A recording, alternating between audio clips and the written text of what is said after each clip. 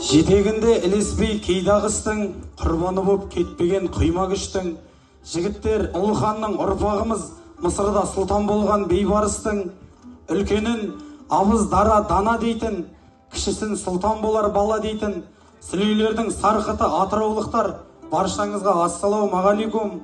Сүлде болған елімді мыңға жапмын, бөліп тастап арасын мың қазақтың, руымды айтпай-ақ қояйыншы, баласымыз бәріміз бір қазақтың.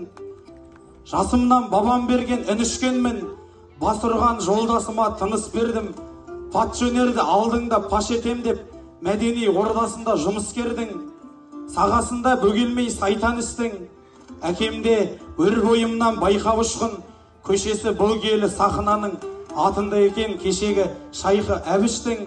Жаманнан шырқап едім жырымда аулақ, еремеспін езілген құбылған бақ.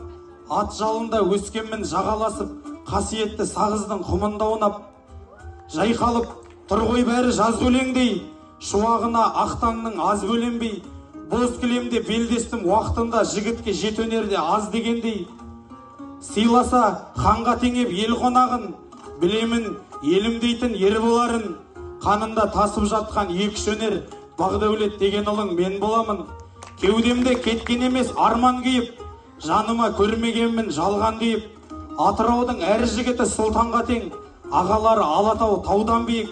Салмақтыға арналған сия күші, сан тараптың сұғына сиядісі. Халелдің атындағы ордадамын, Алаштың кешегі өткен зиялысы. Ұрпағы жазып жатыр арайлы өлең, алыс қанер белдесіп талайменен. Ұрпағымын кешегі дүр батырдың, адайдан тарап шыққан жаңай деген. Рахмет.